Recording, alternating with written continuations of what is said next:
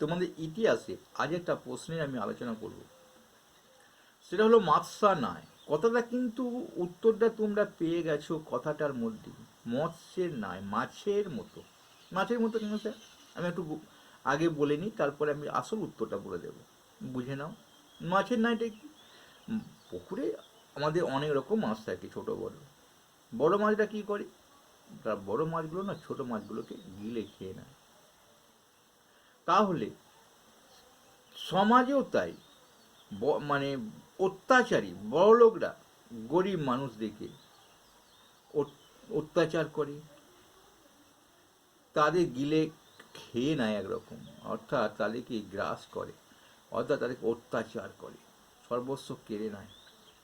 শক্তিশালী লোক দুর্বল লোকের প্রতি অত্যাচারটা করে।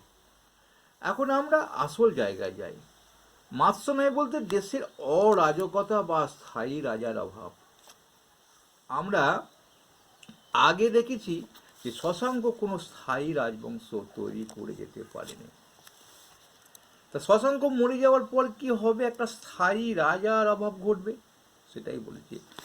মাৎস্য নয় বলতে দেশে অরাজকতা, অর্থাৎ শশাঙ্কর মৃত্যুর পর কোনো স্থায়ী রাজার অভাবকে বোঝানো হয়। শশাঙ্ক যদি মরে যাওয়ার আগে কোনো একটা স্থায়ী রাজা কে হবে বলে দিয়ে যেতে পারতো, তাহলে কিন্তু এই অরাজকতাটা আসতো না। দিয়ে বলেছে দেখো, তাহলে এখানে কি বলতে মৎস্য নয় বলতে দেশের অরাজকতা বা স্থায়ী রাজার অভাবকে বোঝায়। ঠিক শশাঙ্কর মৃত্যুর পর ঘটেছিল।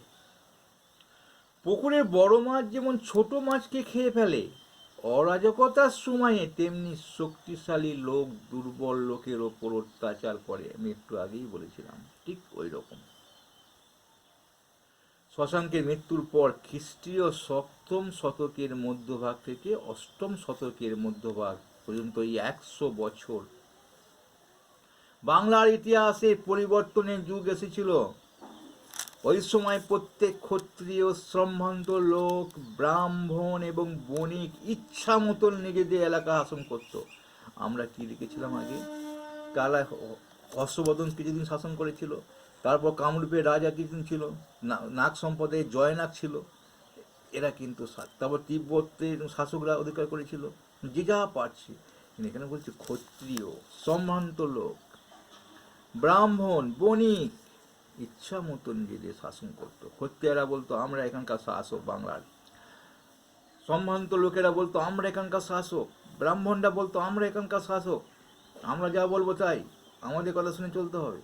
বণিকরাও বলতো ইচ্ছা মতো নিজেদের এলাকা, এক একটা এলাকাকে ঘিরে ফেলতো, মানে যেটা দখল থাকতো। তা বাংলায় কোনো কেন্দ্রীয় শাসক ছিল না। কেন ছিল না?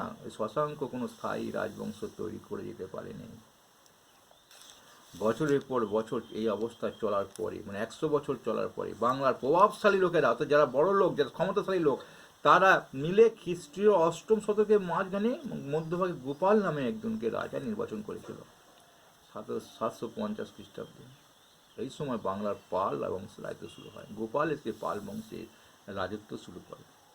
ছিল গোপাল, ধর্মপাল, দেবপাল, এরা পরবর্তী ভিডিও আমরা আলোচনা করব। কিন্তু ঘটনা দেখো, শশাঙ্ক যদি স্থায়ী রাজা কোনো রাজবংশ পদ তৈরি করে দিতে পারত, তাহলে কিন্তু এই অরাজকতা বা মাৎসান্যায় এরকম ঘটনাগুলো ঘটত না।